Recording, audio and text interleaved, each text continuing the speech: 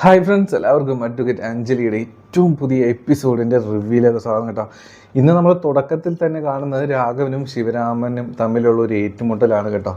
Anjali bar കൗൺസിലിൽ രാഘവനെതിരെ പരാതി കൊടുത്തിട്ടുണ്ട്. അതിൻ്റെ എല്ലാം കൂടി ഒരു കുരുപൊട്ടലിലാണ് രാഘവനുള്ളത്. അത് എങ്ങനെയെങ്കിലൊക്കെ ഒന്ന് തീർത്തില്ലെങ്കിൽ രാഘവന് സമാധാനം ഇല്ലല്ലോ. അങ്ങനെ രാഘവൻ വന്നിട്ട് നമ്മുടെ അഞ്ജലിയെ പറ്റി വളരെ മോശമായ രീതിയിൽ നമ്മുടെ ശിവരാമനോട് പറയുകയാണ്, എടോ താൻ ഒറ്റയെടുത്തനല്ലേടോ അവളെ ഇങ്ങനെ അയച്ചിരിക്കുന്നത് എനിക്കെതിരെ ഉണ്ടാക്കാനായിട്ട്. അവൾ ബാർ കൗൺസിലിൽ എന്തൊക്കെയാണ് പരാതിയൊക്കെ പിടിച്ച് കൊടുത്തിട്ടുണ്ട്, എന്നെ മൂക്കിൽ പിടിച്ച് കയറ്റൂ എന്നൊക്കെ പറഞ്ഞിട്ട്. തനിക്ക് നാണമില്ലേടോ ഇങ്ങനെ പറഞ്ഞു വിടാനൊക്കെ. ആ സമയത്തിന് ശ്യാമള പറയുന്നത്, സാറേ അനാവശ്യമായിട്ടുള്ള കാര്യങ്ങൾ ഇപ്പോൾ ഈ വീട്ടുമുറ്റത്ത് നിന്ന് പറയരുത്. എൻ്റെ വീടിൻ്റെ അകത്ത് ചൂലിരിപ്പുണ്ട്, അതിൻ്റെ ചൂട് സാർ അറിയും. ശിവരാമനും പറയുന്നുണ്ട്, എടോ രാഘവ തനിക്ക് വേറെ പണിയൊന്നും ഇല്ലടോ, ബാർ കൗൺസിലിൽ പരാതി കൊടുത്ത കാര്യങ്ങളൊന്നും എനിക്കറിയില്ല. അല്ലെങ്കിൽ തനിക്ക് നാണമല്ലേടോ എൻ്റെ വീട്ടുമുറ്റത്ത് വന്ന് ഇങ്ങനത്തെ വൃത്തികെട്ട വർത്താനം പറയാനായിട്ട്. തനിക്ക് വേറെ പണിയൊന്നുമില്ല, താൻ തൻ്റെ വഴി നോക്കി പോകാനായിട്ട് നോക്ക് രാഘവ എന്ന് പറയും. അപ്പോഴും രാഘവന് വെറുതെ വിടാനുള്ള ഉദ്ദേശമില്ല. പുള്ളിക്ക് ആ പുള്ളിയുടെ ഉള്ളിലുള്ള ആ ഒരു സംഭവങ്ങളൊക്കെ എങ്ങനെയാണെന്ന് റിലാക്സ് ചെയ്യണം, എന്തെങ്കിലുമൊക്കെ പറഞ്ഞ് അഞ്ജലീനെ രണ്ടെണ്ണം പറയണം. അങ്ങനെ ഉദ്ദേശത്തിലാണ് പുള്ളി ഇതൊക്കെ ചെയ്തു വെക്കുന്നത് കേട്ടോ. അപ്പോൾ പിന്നെ രാഘവൻ പറയും, താൻ കൂടുതൽ പറയൊന്നും വേണ്ട, തന്നെ 10-20 വർഷമായിട്ട് കേസില്ല വക്കീലായിട്ട് താൻ ഇരിക്കുക. തൻ്റെ ഡയലോഗുകൾക്ക് ഞാൻ പുല്ല് വിലയെ കൊടുക്കുന്നു. എനിക്ക് കാണേണ്ടത് അവളെയാണ്, അഡ്വക്കേറ്റ് അഞ്ജലി. എനിക്ക് അവളോട് കുറച്ച് കാര്യങ്ങൾ പറയാനുണ്ടെന്ന് പറയും. ഇങ്ങനെ ശിവരാമനും രാഘവനും തമ്മിൽ കാര്യമായ ഏറ്റുമുട്ടലുകൾ നടക്കുകയാണ് കേട്ടോ. അങ്ങനെ ഈ ഒരു സമയം അഞ്ജലി ആ സമയം അവിടെ എത്തിയിട്ടുണ്ട്. അഞ്ജലി കുറച്ച് കാര്യങ്ങൾ ഇവർ തമ്മിൽ അങ്ങോട്ടും ഇങ്ങോട്ടും ഏറ്റുമുട്ടലുകൾ നടക്കുന്ന സമയത്ത് തന്നെയാണ് അഞ്ജലി കുറച്ച് അവർ തമ്മിൽ സംഭവങ്ങളുണ്ടാവും. അതിന് ശേഷമാണ് നമ്മുടെ അഞ്ജലി ഇതെല്ലാം കണ്ടുകൊണ്ട് അവിടെ എത്തുന്നുണ്ട് കേട്ടോ. അങ്ങനെ രാഘവനാണെങ്കിൽ അഞ്ജലീന് അത് ചെയ്യും ഇത് ചെയ്യും, അവളെന്നോട് കളിക്കാൻ നിൽക്കരുത്, അങ്ങനെ ഓരോന്ന് പറഞ്ഞുകൊണ്ടിരിക്കുകയാണ്. ഈ ഒരു സമയത്ത് നമ്മുടെ മധുവും മറ്റേ ഓട്ടപ്പുള്ളിയും കൂടെ കൂടിയിട്ട് വീഡിയോ ഷൂട്ട് ചെയ്യുന്നുണ്ട് കേട്ടോ. രാഘവൻ ഈ സംഭവം ഒന്നും അറിയുന്നില്ല. നൈസായിട്ട് രാഘവൻ വന്ന് ഭീഷണിപ്പെടുത്തുന്ന കാര്യങ്ങളും എല്ലാം ഇങ്ങനെ വീഡിയോയിലും അത് ഷൂട്ട് ചെയ്യുന്നുണ്ട്. അങ്ങനെ രാഘവൻ ഇത് കാണും. അതിന് മധു പറയും, സാറേ ഈ കോളനി വന്ന വലിയ ഡയലോഗ് നടിക്കില്ലേ എന്ന് പറയും. അതുപോലെ തന്നെ നമ്മുടെ ഓട്ടോച്ചേട്ടനും പറയും, കൂടുതൽ കളിക്കാനൊന്നും നിൽക്കല്ലേ, ഇവിടെ ഞങ്ങളുടെ കോളനിയാണ്, ഞാനൊന്ന് വിസിലടിച്ച് കഴിഞ്ഞാൽ ഇവിടെയുള്ളവരെ കൂടി വരും, സാറിൻ്റെ ബോഡിയും സാറിൻ്റെ വില കൂടി കാറും ഇതെല്ലാം ചീത്തയായി പോകും. മധുവും പറയുന്നുണ്ട്, സാറേ കൂടുതൽ ഉമ്മാക്കി ഒന്ന് ഇവിടെ വന്ന് ഇറക്കാനായിട്ട് നിൽക്കണ്ട കേട്ടോ എന്ന് പറയും. ഇത് കേൾക്കുമ്പോഴത്തേനും ആകെ രാഘവനാണ് പ്രാന്ത് പിടിക്കും. അപ്പം മധുവിൻ്റെ മുഖത്ത് നോക്കി ഒരു ഒറ്റ അടിയും വെച്ച് കൊടുക്കും. അതെല്ലാവർക്കും വളരെ ഷോക്കഡായിട്ടൊരു ഇൻസിഡൻ്റായി മാറും. ഈ ഒരു സമയത്ത് അഞ്ജലി ഇതെല്ലാം കണ്ടുവന്ന് ഇടപെടുന്നുണ്ട്. പക്ഷെ അതിന് മുമ്പായിട്ട് രാഘവൻ ഒരു പണിയും കൂടെ ചെയ്യുന്നുണ്ട്. ഈ വീഡിയോ ഷൂട്ട് ചെയ്യുന്ന മൊബൈൽ പിടിച്ച് വലിച്ചങ്ങോട്ട് എറിയുന്നുണ്ട്. അത് കറക്റ്റായിട്ട് നമ്മുടെ അഞ്ജലിയുടെ കയ്യിലേക്ക് സംഭവം ചെന്ന് എത്തുന്നത്. കയ്യിൽ കിട്ടിയ മൊബൈലായിട്ട് അഞ്ജലി രാഘവൻ്റെ അടുത്തേക്ക് പറയും, സാറിന് ക്രിക്കറ്റ് കളിക്കാനൊക്കെ അറിയാമല്ലോ, എങ്കിൽ പിന്നെ സാറിന് ഈ വക്കീൽ കുപ്പായി ഊരി വെച്ച് ഇനി ക്രിക്കറ്റ് കളിക്കാൻ പോകുന്നതായിരിക്കും നല്ലത്. രാഘവനാണെങ്കിൽ അപ്പോൾ കല്ലി തുള്ളി നിൽക്കുകയാണ്. നമ്മുടെ അഞ്ജലിയെ അടിക്കാനൊക്കെ ഒരുങ്ങും. അപ്പോൾ അഞ്ജലി പറയും, സാറൊന്ന് അടങ്ങ്, സാറിനോട് എനിക്ക് കുറച്ച് കാര്യങ്ങളൊക്കെ പറയാനുണ്ട്. സാറിപ്പോൾ ചെയ്തതെല്ലാം ഇവിടെ റെക്കോർഡ് ചെയ്ത് വെച്ചിട്ടുണ്ട്, എല്ലാം തെളിവുകളുണ്ട്. സാറിന് വേണമെങ്കിൽ എനിക്ക് സബ് ജയിലിലേക്ക് വിടാം, സാറിനെന്താ അതൊന്നും ഒരു കൈ നോക്കണമെന്നുണ്ടോ?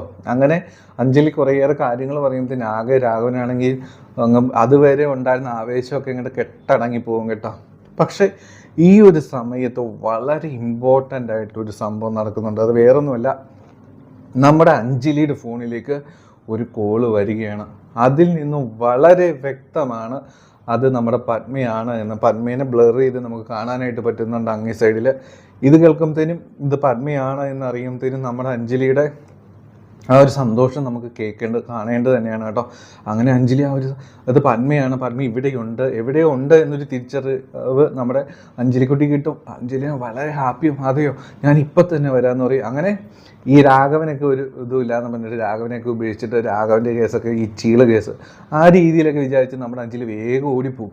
അപ്പോൾ അഞ്ജലിയുടെ ഈ സംഭവങ്ങളും പ്രകടനങ്ങളും കണ്ടിട്ട് രാഘവനും അവിടെയുള്ളവരെല്ലാം ഷോക്കഡായി നിൽക്കുമേ, ഈ അഞ്ജലിക്ക് എന്ത് പറ്റിയെന്ന് വിചാരിക്കും. കാരണം അഞ്ജലി ആ ഫോൺ കോൾ വന്നപ്പോൾ ഓടി വേഗം തന്നെ രാഘവനെ അവിടെയുള്ള ഒരു കാര്യങ്ങളും മൈൻഡ് ചെയ്ത് വേഗം സ്കൂട്ടർ എടുത്ത് പോവുകയാണ് കേട്ടോ. അഞ്ജലി പോയ ഉടനെ ശിവരാമൻ്റെ അടുത്തേക്ക് രാഘവൻ വരികയാണ്. നമുക്കറിയാം പുലി പോലെ വന്നതാണ് രാഘവൻ, പക്ഷേ ഇപ്പോൾ ഒരു കുഞ്ഞ് എലി പോലായി. അപ്പോൾ എന്തെങ്കിലുമൊക്കെ പറയാതെ രാഘവന് സമാധാനം കിട്ടില്ലല്ലോ. അങ്ങനെ രാഘവൻ നമ്മുടെ ശ്രീരാമകൃഷ്ണൻ ചേട്ടൻ്റെ അടുത്ത് പറയുകയാണ്, എടാ ശവരാമ, തൻ്റെ മകള് ആ പീറപ്പെണ്ണ കുരുപ്പിനെ ഞാൻ അങ്ങോട്ട് ഇല്ലാതെ ആക്കും. കൊല്ലില്ലടോ, ഞാനേ അങ്ങോട്ട് കൊല്ലാക്കൊല്ല ചെയ്യും. പ്രൊഫഷണലായിട്ട് താൻ സൂക്ഷിച്ചോ, അവൾക്കുള്ള ആ പായ അങ്ങോട്ട് വിരിച്ച് വെച്ചേരെ. അങ്ങനെ അഞ്ജലിയെ കൈകാര്യം ചെയ്യും, തീർത്ത് കളയും എന്നൊരു ഭീഷണി കൂടി രേഖപ്പെടുത്തിയിട്ട് ഈ രാഘവൻ പോവുകയാണ് കേട്ടോ. അപ്പോൾ രാഘവൻ്റെ ഈ ഒരു ഭീഷണി കേൾക്കുമ്പോൾ കുറച്ച് ടെൻഷനൊക്കെ നമ്മുടെ ശിവരാമനും ശ്യാമളാമ്മയ്ക്കും ആര്യക്കൊക്കെ തോന്നുന്നുണ്ട്. നമുക്കറിയാം, കേസ് ജയിക്കാൻ വേണ്ടി ഏത് പണിക്കും ഏത് മെനകെട്ട പണിക്കും പോകുന്ന ഒരുത്തനാണ് രാഘവൻ എന്ന് അവർക്കൊക്കെ അറിയാം. ശിവരാമൻ്റെ കേസിലും പണ്ടും ഇങ്ങനെയൊക്കെ ഉണ്ടായിട്ടുള്ളതാണ്. ആ ഒരു ചരിത്രം ആവർത്തിക്കുമോ എന്നൊരു ടെൻഷൻ എന്തൊക്കെ പറഞ്ഞാലും ശിവരാമൻ്റെയും ശ്യാമളാമ്മയുടെ മനസ്സിലൊക്കെ ഉണ്ട് കേട്ടോ. അഞ്ജലിക്ക് കോള് വന്നതിന് ശേഷം അഞ്ജലി വേഗം ഓടിപ്പോയി എന്ന് നമുക്കറിയാം. അപ്പം നമ്മൾ മനസ്സിലെല്ലാവരും ചിന്തിക്കും, അഞ്ജലി എങ്ങോട്ടായിരിക്കും പോയിട്ടുണ്ടാവുക, അത് പത്മയുടെ കോള് തന്നെ ആയിരിക്കാമെന്ന് ഏകദേശം ഉറപ്പിക്കാം. അങ്ങനെയാണെങ്കിൽ ഇപ്പോൾ അഞ്ജലി എങ്ങോട്ടാണ് പോകുക? വേറെ എങ്ങോട്ടുമല്ല, നമ്മുടെ അർജുൻ്റെ അടുത്തേക്കാണ് പോയിരിക്കുന്നത്. അഞ്ജലിക്ക് എന്ത് കാര്യം ചെയ്യാനും എല്ലാത്തിനും സപ്പോർട്ട് നമ്മുടെ അർജുനാണല്ലോ. അപ്പോൾ അർജുനെ കാത്ത് അഞ്ജലി നിൽക്കുകയാണ് സ്ഥലത്ത്. അവിടെ നമ്മുടെ അർജുൻ എത്തും. അർജുൻ വരുന്ന ഉടനെ തന്നെ ചോദിക്കും, അഞ്ജലി എന്താ അത്യാവശ്യമായിട്ട് കാണണമെന്ന് പറഞ്ഞു നോക്കും. അപ്പോഴത്തേനും നമ്മുടെ അഞ്ജലി വളരെ ഹാപ്പി ആയിട്ട് പറയുകയാണ്, രാജീവേ, പത്മ എന്നെ വിളിച്ചു രാജീവേ, അവളോട്ട് ഞാൻ ഫോണിൽ സംസാരിച്ചു. അർജുൻ ഇത് കേൾക്കുമ്പോൾ വളരെ ഹാപ്പിയാകും, ഭയങ്കര സന്തോഷമാകും. നമുക്ക് ഇപ്പം തന്നെ അവളുടെ അടുത്തേക്ക് പോകണം രാജീവേ, വാ വേഗം നമുക്ക് പോകാം, അവളെ കാണാനായിട്ട് നമുക്ക് പോകണം. അങ്ങനെ അവർ രണ്ടുപേരും കൂടെ ജീപ്പിൽ കയറിയിട്ട് പോകുന്നൊരു സീനാണ് കേട്ടോ നമ്മൾ കാണുന്നത്. ഇതിന് ശേഷം ഉണ്ടാകുന്ന സീനുകൾ ഭയങ്കര ഒരു എന്താ പറയുക, കുറച്ച് ഹെവി സീനുകളാണ് എപ്പിസോഡ് നടക്കുന്നത്. വേറൊന്നുമല്ല, നമുക്കറിയാം അർജുൻ അഞ്ജലി വിവാഹം കഴിഞ്ഞിരിക്കുന്നു. ഈ ഒരു സത്യം ആദ്യമായിട്ട് പുറത്തു നിന്ന് ഒരാൾ തിരിച്ചറിഞ്ഞിരിക്കുന്ന അനുപമയാണ്. അപ്പോൾ അനുപമ എന്തൊക്കെ ചെയ്തു വെക്കുമെന്ന് നിങ്ങൾക്കും അറിയാമല്ലോ. അത് തന്നെ സംഭവിക്കുകയാണ്. അനുപമ അവിടെ വീട്ടിലേക്ക് വരികയാണ്, അത് അഞ്ജലിയുടെ വീട്ടിലേക്ക് വരികയാണ്. ഈ ഒരു സമയത്ത് കുഞ്ഞപ്പൻ നമ്മുടെ ഓട്ടോച്ചേട്ടനൊക്കെ അവിടെ ഉണ്ട്. അപ്പോൾ കുഞ്ഞപ്പനെ ഒന്നൊന്ന് ചൊറിഞ്ഞിട്ടൊക്കെയാണ് പോകുന്നത്. കുഞ്ഞപ്പൻ ആ സമയത്ത് ഓട്ടോ കഴുകിക്കൊണ്ടൊക്കെ നിൽക്കുകയാണ്. കുഞ്ഞപ്പനെ ഒന്നൊന്ന് ചൊറി, വണ്ടിയൊക്കെ കഴുകിയല്ലേ, 250 രൂപ ലാഭിച്ചല്ലോ, അങ്ങനെയൊക്കെ പറഞ്ഞ് അങ്ങോട്ടും ഇങ്ങോട്ടുമുള്ള കുറച്ച് ഒരസലുകളൊക്കെ നടക്കും. അതെന്തെങ്കിലും ആട്ടെ, അതങ്ങനെ നടക്കട്ടെ. അതിനുശേഷം ഈ അനുപമ വീട്ടിലേക്ക് എത്തുന്ന സമയത്ത് തന്നെ ശിവരാമൻ അകലെന്ന് കാണുന്നുണ്ട്. ഓടി ഇറങ്ങി പുറത്തേക്ക് വരും. എടി നിക്കടിയോടെ, നിന്നോട് ഇങ്ങോട്ട് വരാൻ ആരാ പറഞ്ഞു? നിന്നെ ഈ വീട്ടിൽ നിന്ന് ഇറക്കി വിട്ടതല്ലേ, നിനക്ക് ഇവിടെ ഒരു സ്ഥാനമില്ല, ഒരു ബന്ധവുമില്ല, നീ ഇങ്ങോട്ട് കയറരുതെന്ന് പറയും. അപ്പോൾ അനുപമ ഒന്ന് ഞെട്ടി നിൽക്കും. ഈ സമയത്ത് ശ്യാമളാമ്മ ഇറങ്ങി വരുന്നുണ്ട്. ശ്യാമളാമ്മയും പറയും, നീ എന്തിനാണ് ഇങ്ങോട്ട് വന്നത്? നീ അന്നിവിടെ രാത്രിയിൽ വന്നിട്ട് നീ കരയുന്നത് കണ്ടിട്ടാണ് നിന്നെ അന്ന് അഞ്ജലി വീട്ടിൽ കയറ്റിയത്. എന്നിട്ട് നീ എന്താണ് ഞങ്ങളോട് ചെയ്തു വെച്ചത്? അഞ്ജലിയോട് നീ എന്താണ് ചെയ്തത്? നീ അന്ന് ഹാർഡ് ഡിസ്ക് മോഷ്ടിച്ചുകൊണ്ട് പോയില്ലേടി? ഇവിടെ നിന്ന് ഇനി മോഷ്ടിച്ചുകൊണ്ട് പോകാനായിട്ട് നിനക്കൊന്നുമില്ല, നീ ഇറങ്ങിപ്പോടി, നിൻ്റെ കാര്യങ്ങളൊന്നും എനിക്ക് കേൾക്കണ്ട, പറയണ്ട.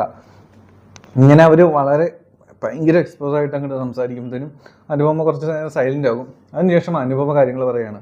ഓക്കെ, ഞാൻ ചതിയെത്തിയായിരിക്കാം, വഞ്ചകയായിരിക്കാം, എനിക്കിഷ്ടമുള്ള ആൾ പോയിട്ടുണ്ടാകാം, എനിക്കൊരു മെച്ചപ്പെട്ട ലൈഫ് വേണമെന്ന് എനിക്ക് തോന്നി. ഈ കോളനിയിൽ ആരെങ്കിലുമൊക്കെ ജീവിക്കോ, ഈ കോളനിയിൽ നിന്ന് എനിക്കൊന്ന് രക്ഷപ്പെടണമെന്ന് തോന്നി. അതിന് എനിക്കിഷ്ടപ്പെട്ട ആളുടെ കൂടെ ഞാനങ്ങ് പോയി. അതാണല്ലോ സംഭവിച്ചത്. അങ്ങനെ ഒരാളുടെ കൂടെ പോയത് ഒരു ചതിയെത്തിയാണ്, ഞാനൊരു വഞ്ചകയാണെങ്കിലൊക്കെ ഞാൻ സമ്മതിച്ചു. അങ്ങനെയാണെങ്കിൽ നിങ്ങളുടെ മകളുണ്ടല്ലോ അഞ്ജലി, അഡ്വക്കേറ്റ് അഞ്ജലി, അവൾ ചെയ്തു വെച്ചെന്ന് എന്തായിരിക്കും നിങ്ങളുടെ അഭിപ്രായം? അവളപ്പോൾ വഞ്ചകയും ചതിയെത്തി തന്നെയല്ലേ? ഇതൊക്കെ കേൾക്കുമ്പോൾ ശിവരാമന് ആകെ ഭ്രാന്ത് പിടിക്കുന്നത്. നീ കൂടുതൽ ഡയലോഗൊന്നും പറയണ്ടടി, നീ നിൻ്റെ വഴി നോക്കിപ്പോ. ഞങ്ങളുടെ അഞ്ജലി മോളെ ഊണിലും ഉറക്കത്തിലും ഞങ്ങളെപ്പറ്റിയും വീടിനെ പറ്റി ചിന്തിക്കുന്നവളാ, അതുകൊണ്ട് കൂടുതൽ നീ പറയണ്ട, നീ നിൻ്റെ പണി നോക്കി പോടിയെന്ന് പറയും. അപ്പോഴും അനുപമ പറയാണ്, അങ്ങനെ പറയല്ലേ, എനിക്കും കുറച്ച് കാര്യങ്ങൾ പറയാനുണ്ട്.